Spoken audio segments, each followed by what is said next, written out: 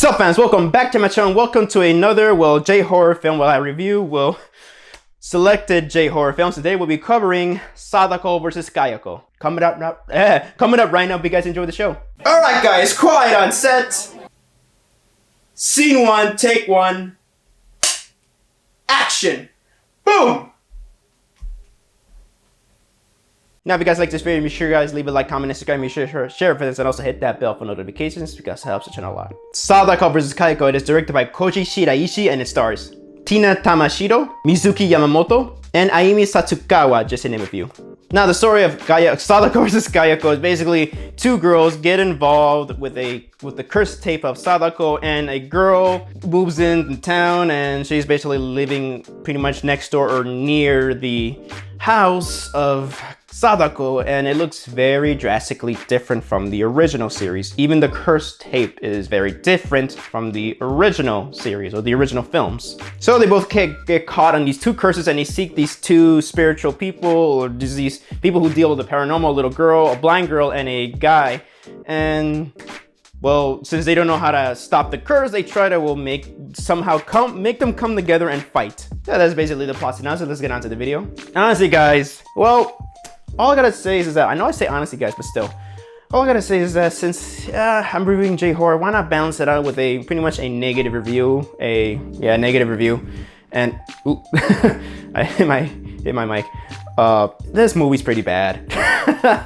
If you love this film, awesome, great, man, enjoy it. Don't let my opinion get in the way or just affect you or anything like that, but this is just my opinion. This movie's just pretty bad. I just wanted to include it, just maybe have people curious if they want to see like a little cheesy J-horror film. But yeah, one of the criticisms I have, well, big criticism actually, is very, it's kind of like with a One Miss Call, but at least it didn't push it heavily. Here it is very, very westernized horror films, and holy shit, man, it doesn't make it unique. It is very cringy in many areas, and it's just so goofy. Instead of the film coming out very suspenseful, it is so goofy, especially during these scary moments. They are just too cheesy. You just rather cringe or laugh at it than get scared. The cursed tape, yeah, a quick example is that the cursed tape is different. Instead of being the awesome, mysterious, and very creepy looking videotape, instead it's just more of those internet jump scare sort of videos where you see like a little thing and then you hear noises and you just see Sadako coming out.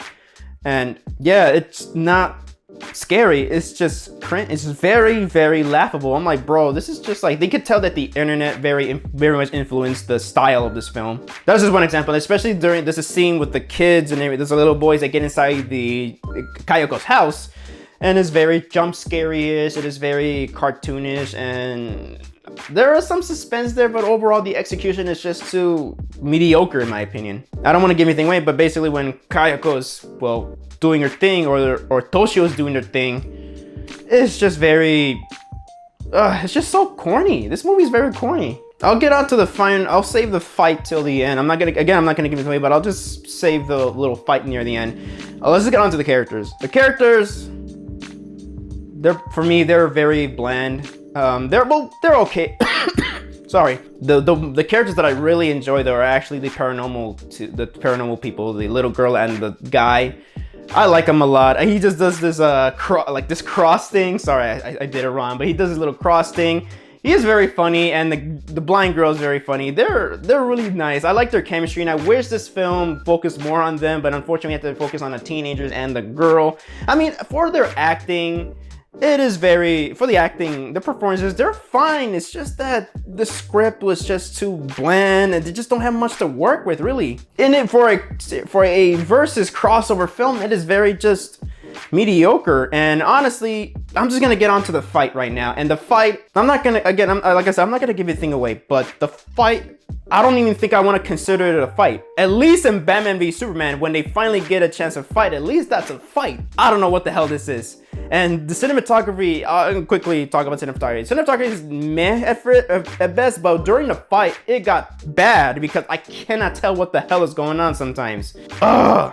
And the fight, all I gotta say, if I'm gonna give anything away, the fight doesn't happen till like near the last 10 minutes of the film, or 15 minutes of the film, and it's just badly executed, really. And the plot is just, I mean, it's very simple. I mean, of course, but I mean, and yeah, people are gonna be, what do you expect? Shakespeare, you're not gonna get Shakespeare with a crossover, but honestly, I still expected a decent excuse to make them fight, because there's a lot, they had to break the rules of the curse and all that stuff. Because you guys know the 7-day rule for the ring, and here it's kind of broken. I mean, they still follow it, but then again, it's broken once they get into the fight. I'm like, huh?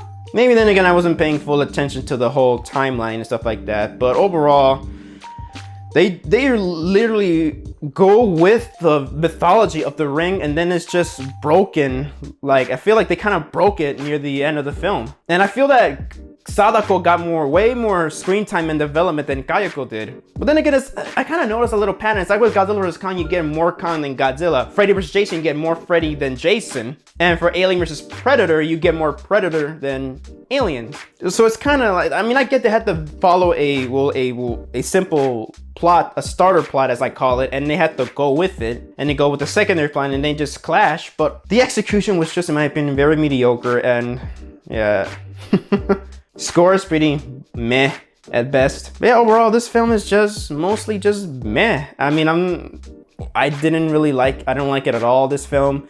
But I honestly still recommend, if you guys just want to have a good, cheesy, fun time with your friends, I'd say see it still. I'm still going to recommend people to, you know, check it out if you guys are really curious. It's on Shudder, so yeah, and this is not a sponsorship from Shudder. So yeah, it's still on Shudder. Then again, it is a Shudder exclusive. So yeah, if you have a Shudder account, you can see it instantly, and it's very easy to create. It's very easy to create a Shudder account if you don't have one, and it's very cheap, really.